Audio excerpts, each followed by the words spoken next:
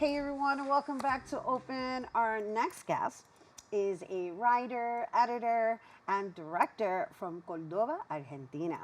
Currently studying at NYU's Tisch School of the Arts graduate film program. Her works have been featured at several film festivals such as Bienal di Venezia, Sundance, BFI, and more. Her latest film, When Everything Burns, or Cuando Todo Arde, which has already won Best Short Film at Buenos Aires International Festival of Independent Cinema and premiered at the Tribeca Film Festival, winning the award for exceptional craftsmanship of the moving The Spotlight section. It tells the story of Isabel, who is ostracized by the fire brigade she belongs to for attacking a real estate development implicated in forest fires. And joining us to share more is When Everything Burns writer and director Maria Belen Poncio. Hello, thank you for having me. Welcome. Thank you for Welcome, inviting me. welcome. And what a treat your film is. I have seen it, and it's very metaphoric. It's very metaphoric. So obviously I already introduced to our audience the premise of the story, but as a filmmaker, can you share with us how you choose your topics? Yeah, most of the times I feel like whatever happens around me that catches my attention or like interests me, makes me curious about something, I tend to like dive into there. And this particular project was born kind of in my head because in 2020 I was living in Cordoba, where I'm from, and there was like a big wildfire in the hills next to the city, and it was like devastating to watch because basically what's happening is that development companies like burn the native forest that is like red area, so they cannot build in those areas. But then if the land is like already burned, there is like a gray area in the law. So suddenly, like sometimes later, some years later, there is like a new like development or resort in these areas where they were not meant to build.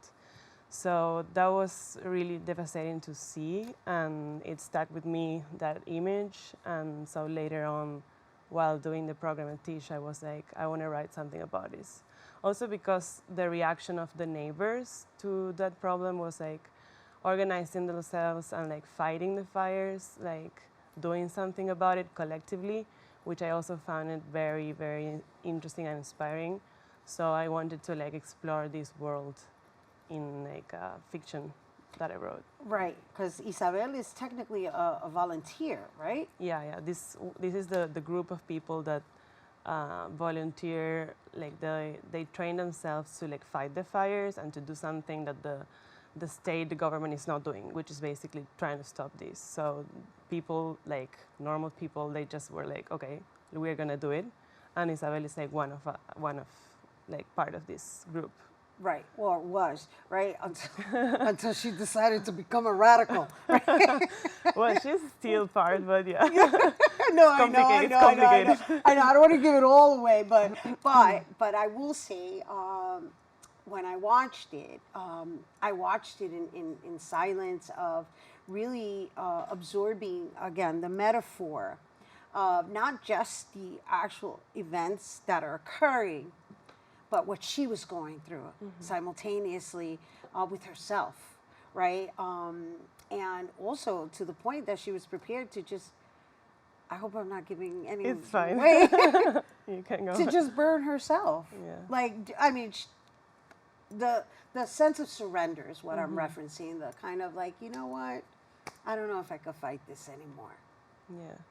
Yeah, I think that feeling, I don't know, it's I didn't think about it too much, but I think it came out when I was writing, because I feel like with activism and like with fighting against these like big forces, sometimes we can feel that way, kind of like we do our best, and then like we keep finding these like obstacles and like these bigger structures that we're like so small compared to And so I don't know, I was interested in that feeling of like frustration and like when you try to do something and it's so complicated, and like what do we do with that feeling, with that anger, that's like how do we manage that, like what can we do with it? I'm not sure, but it was Right, something that was like Yeah, kind of plus anger also is represented in the form of flames, right? Yeah, Of yeah, fire, yeah. right? So again, with the symbolism, and then it's a short. It's what? How many minutes was it? 12 minutes, Like 12 yeah. minutes. Yeah. That was a lot of content to fit into a 12-minute story. Yeah, definitely. That was a challenge on the writing, like how to, because I was interested in this whole world, but also like this intimate feeling in her and the organization. And I was like, how can I find like a small story that kind of summarize this whole thing? And I don't know, I think it's kind of there, but yeah, it's a lot. You have to be like very like attentive.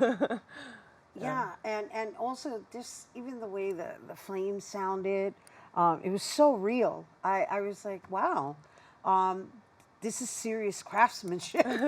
Seriously, for a short film. And then there's also what we've been discussing throughout the other segments is that consciousness of, how that's impacting Mother Earth, right? Because that's really what we've been discussing today in general. And your story also touches upon that as well. Yeah, yeah. Well, actually, I mean, it's devastating to see, and I feel like this type of like this destruction that in this film is like the fires. It happens in so many other ways that everyone in the world can relate to, like these big forces that like literally like destruct everything just for the For greed. productivity Right. or like yeah, like wealth or whatever. And it's like, okay, my question is like, what can we do about it? Like, how can we fight this in a way that it brings a result in the end? Right. And well, what these people did in Cordoba of like organizing themselves, like taking the thing in their own hands, like I feel like I admire that work because I feel like it's the way to go. Like if the government is not doing anything, then we have to do it Right. on our own. Right. Kind of. Yeah, I get it. Right. And then you went and you captured it. And even though it's told in fictional form, it's based on true stories, right? Yeah. And so you put it on record, and I'm glad that you brought it here to us, and we're having this conversation because I think it's so important that we all continue to have this conversation of understanding that just because it's happened over there in Cordoba, right? That doesn't mean that we're not affected by it because we all share the same air. Yeah. All right, it's more than just the land. We're talking about air quality as well, Yeah. right? I don't know if you were here when we had the situation with Canada, but that was scary. Yeah. Yeah. Very similar situation. Right. I mean, I don't know the cause of over there exactly, but in the end, it's like we're all suffering from that destruction in a way. Now, I know we really dived into that particular story, and you have other films under your belt, and you're currently studying at Tisch.